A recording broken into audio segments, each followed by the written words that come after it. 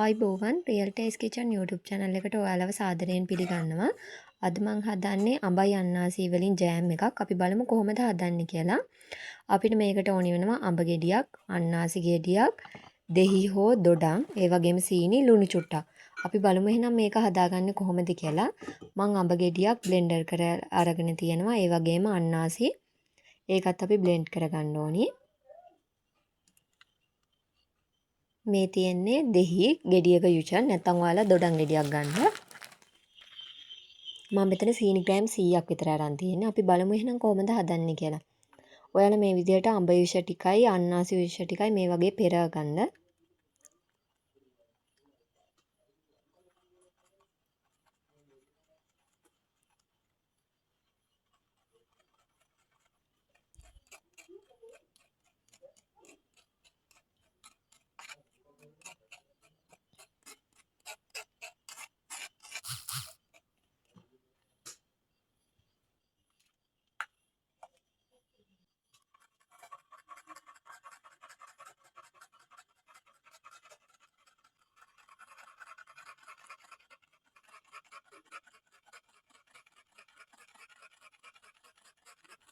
අඹ ටිකත් ඔයාලා මේ විදිහට පෙරා ගන්න.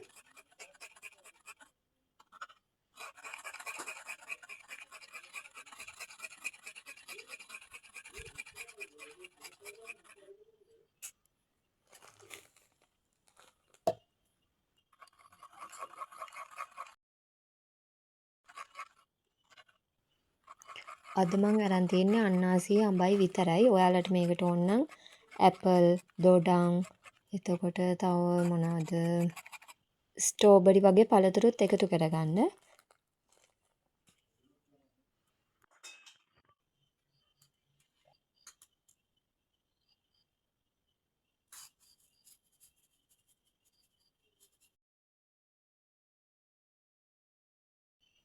මම මේකට සීනි ග්‍රෑම් 100ක් එකතු කරගන්නවා. මොකද පළතුරු වලත් පැණි රස තියෙනවනේ. මම අද හදන්නේ පොඩි ප්‍රමාණයකින්.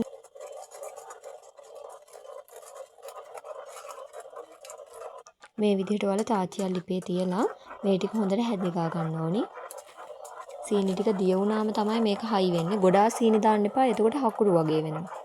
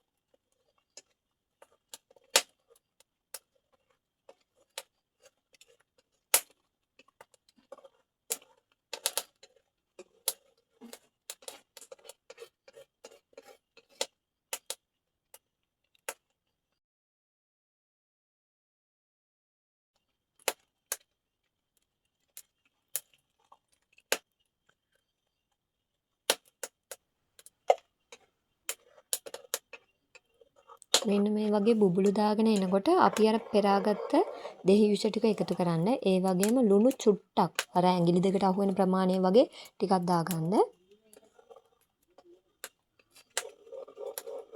ඒ ටික දාලා අපි මද ගින්දරේ ටික වෙලාවක් හැඳිගා ගන්න ඕනි.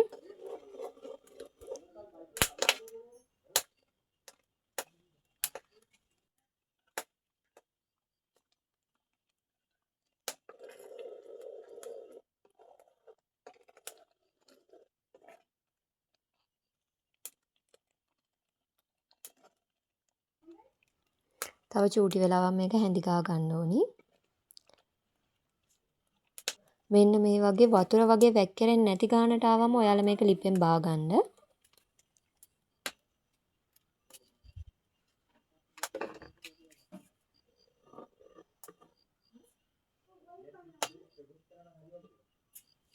දැන් මම මගේ ජෑම් එක හදලා ඉවරයි.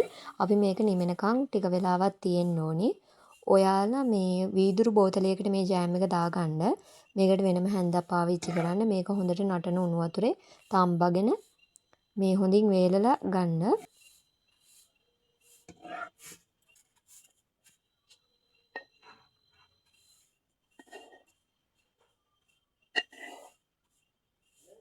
මේකේ ලස්සන පාටක් තියෙනවා. කිසිම කලරින් එකක්වත් මොකුත් අපි දාලා නැහැ. ඒ වගේම කල් තියාගන්න දේවල්වත් මොකුත් දාලා නැහැ. කඩේ තියෙන රසට ඒ විදිහටම එනවා.